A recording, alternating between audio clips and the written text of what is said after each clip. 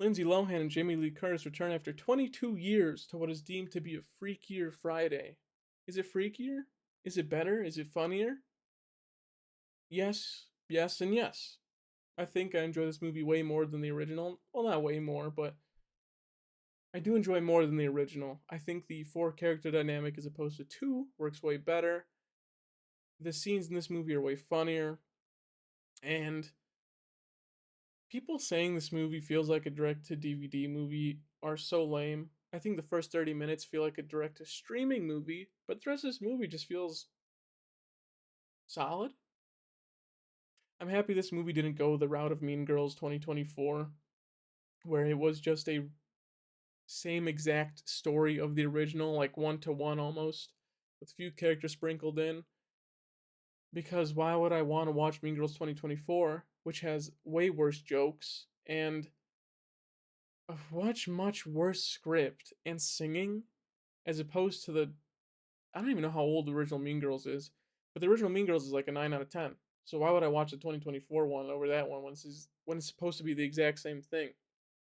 Same thing with I know you did last summer. I'm just happy Freakier Friday was a 22-year time skip, and it actually feels like a 22-year time skip. It's not like 5 years later or 10. It's 22 years later. They're grown adults with, well, Lohan is a grown, a high schooler kid.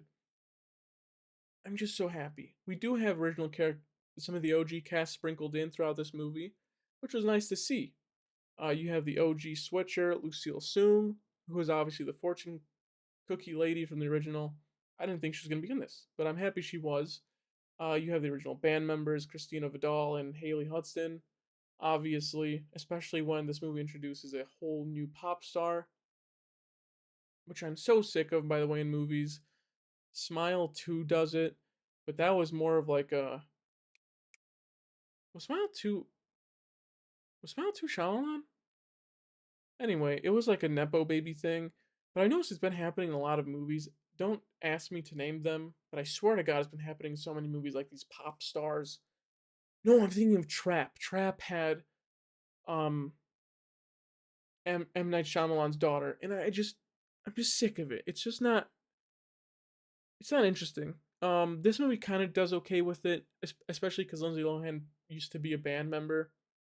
But let me go back to the original cast members because there's still more in this movie. You have Mark Harmon as the grandpa, who has one beautiful scene towards the end of the movie with Jamie Lee Curtis, and it's actually kind of sad. I think people are crying next to me. I was about to tear up. It's very sad. It's very cute. You have the teacher from the original movie who's still a teacher. They make a joke about that, which I loved. And obviously you have Jamie Lee Curtis and Lindsay Lohan, but you also have my favorite character in the movie. Maybe not my favorite, but definitely the funniest. He has the funniest bits in this movie.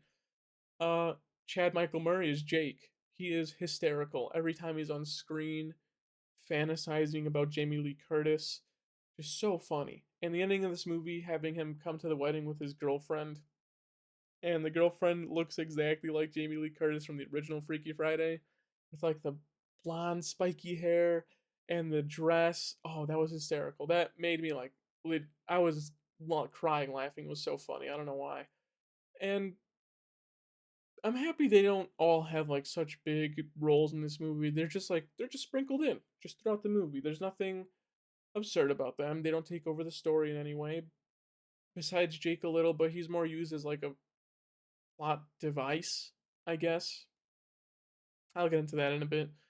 But yeah, I'm happy this character or this movie didn't have the same exact story as the original. It does follow suit of the original a bit with having a daughter and mother relationship with a new father, and instead of a cookie lady, which I'm happy they didn't do again, they have like a psychic at Lindsay Lohan's. Why am I saying baby shower? Not a baby shower, bridal party, and she's the one that switches all four of their bodies. I don't know.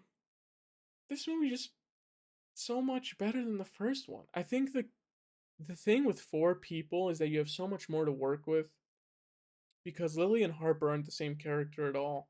They could have just had Lily and Harper be like very similar girls, but they're both way different to each other. Harper's like a sorry, Julia Butters plays Harper, and Harper's like a surfer. She's cool.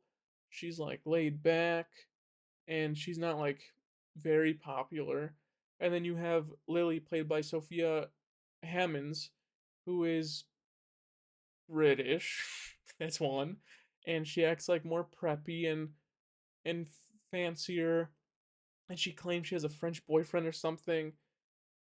And you don't only have those two, but you also have Jamie Lee Curtis and Lindsay Lohan returning, and they're much more adult in this movie. And Jamie Lee Curtis still acts like a kid, which is nice, but Lindsay Lohan's like a full-grown adult, and she acts like it. And I'm happy when they do the body switch, they still somewhat act like it. I think they all four of these actresses do such a good job at feeling. I've been struggling to do this review for this exact reason. When Lindsay Lohan and Jamie Lee Curtis are in the kids' bodies, they do such a good job at feeling like they're kids again. They go through their phones like kids. They eat like kids. They run around like kids. I'm calling, high schoolers, whatever. Um, you, and then Jane, you have Harper and Lily and Jamie Lee Curtis and Lindsay Lohan's body, and I think those two do such a great job at feeling like kids trapped in an adult's body. They drive, and they can't drive as kids. They're they're going around like calling dudes hot in like these older people's body, which I think was a bit in the original. And I'm happy they did it again in this one. If it wasn't in the original, I think it was. And it's so funny in this one too, because you have the dad in the front of the car going, Tess, is that you? It's just or Dr. Tess. It's just so funny. Um and you also have them going through their phones for the Lindsay Lohan and Jamie Lee Curtis bits where they're like, "Oh my god, she has like this triple zoomed in feature on her phone because like the screen's like stupidly zoomed in because she's like an old grandma in this movie." Oh, I think all four of them just do such an amazing job. I think I'm just gonna stop there with them because it has been so hard to think of ways to like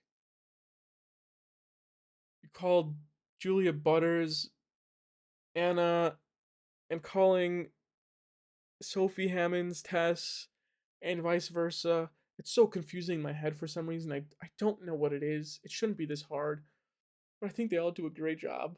I think they're all phenomenal. I think the four character dynamic works 10 times better than the 2 1 just because you have so many different personalities to work with. Um the dad in this movie's fine. I'm gonna butcher his last name, so I'm sorry. Manny Jacinto. I think it's Jacinto. I'm not sure. He was in Top Gun Maverick if I remember. He is pretty damn funny in this movie. The yoga scene is good.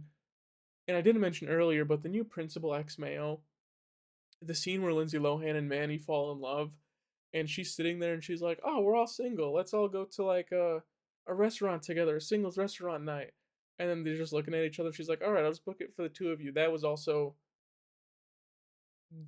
the second funniest part of this movie, besides the ending wedding scene with Jake. But yeah, this movie, story wise, a little similar to the original. We do have a reenactment of the song from the original. I don't want to grow up. That was awesome. And I think that's kind of why they included the pop singer, who's played by, I don't want to butcher your name, so I'm sorry. Um, yeah. She reintroduces the band onto stage, and you know what? I will talk about this scene because I thought it was really nice when Lindsay Lohan switches bodies with Julia Butters again. No, they're about to switch bodies, and Oh my god, why is this so hard? Lindsay Lohan brings Lindsay Lohan on stage. Holy shit! I'm sorry. It's a very beautiful scene, and I like that we have the daughter singing instead of Lindsay Lohan, and then they end up singing together, and it's just very cute and pretty, and then they end up switching bodies again, and the band goes all out. I'm sorry. I can't. This character thing, I don't know why it's so confusing to me. This movie's great. I gave this movie a 7 out of 10. I'm sorry for the review. My brain has been shutting down. I think I've tried recording 8 times. My brain has been shutting down every single time I get to the point where I have to talk about Lindsay Lohan and Julia Butters and Sophia Hammonds and Jamie Lee Curtis and switching bodies, and then I have to connect their names together. Listen, they all do a good job. They're all phenomenal, and all the side characters are fun as well. Freakier Friday is freakier. It is way funnier. It's not way funnier, but it is funnier, and it's better than the original. Maybe that's a hot take. I assume it is because the first one is so beloved, especially by like people in my age group or people just like a tiny bit older than me. I really enjoyed this one more. I don't know what it is. The first 30 minutes I wasn't so sure, but this movie went on and just got better and better. Freakier Friday was awesome. If you haven't seen it yet, check it out. That's Freakier Friday.